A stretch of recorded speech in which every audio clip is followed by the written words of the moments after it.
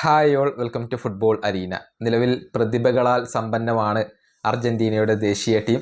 കൂടുതൽ യുവ പ്രതിഭകൾക്ക് അവസരം നൽകാൻ പരിശീലകനായ സ്കലോണി ശ്രമിക്കാറുണ്ട്. നിക്കോ പാസ്, ഫ്രാങ്കോ മസ്റ്റാൻഡുവാനോ എന്നിവർക്കൊക്കെ അദ്ദേഹം അവസരം നൽകുന്നുണ്ട്. എന്നാൽ മറ്റൊരു യുവ സൂപ്പർ താരമായ മത്തിയാസ് സൗലേക്ക് ഇതുവരെ അവസരം ലഭിച്ചിട്ടില്ല.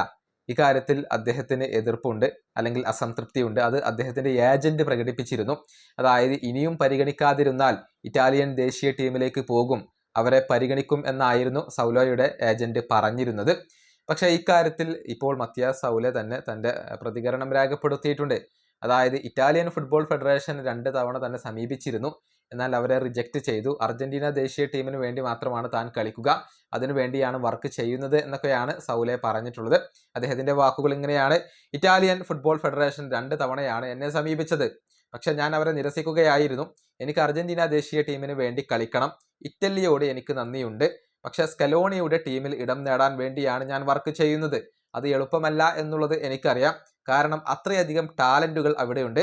പക്ഷെ അർജന്റീന ദേശീയ ടീമിൽ ഇടം നേടുക എന്നുള്ളതാണ് എൻ്റെ ലക്ഷ്യം. ഇതാണ് യുവ സൂപ്പർ താരമായ മത്തിയാസ് സൗലെ ഇപ്പോൾ പറഞ്ഞിട്ടുള്ളത്. അർജന്റീന ടീമിന് വേണ്ടി മാത്രമാണ് താൻ കളിക്കുക എന്നാണ് അദ്ദേഹത്തിൻ്റെ ഇപ്പോഴത്തെ ഒരു നിലപാട്. ഭാവിയിൽ അത് മാറുമോ എന്നുള്ളത് വ്യക്തമല്ല. ഏതായാലും നിലവിൽ ഇറ്റാലിയൻ ക്ലബ്ബായ റോമക്ക് വേണ്ടിയാണ് സൗലെ കളിക്കുന്നത്. മികച്ച പ്രകടനമാണ് ഈ സീസണിൽ റോമക്ക് വേണ്ടി അദ്ദേഹം പുറത്തെടുക്കുന്നത്. ഈ വീഡിയോ അവസാനിപ്പിക്കുന്നു. അടുത്തൊരു വീണ്ടും കാണാം.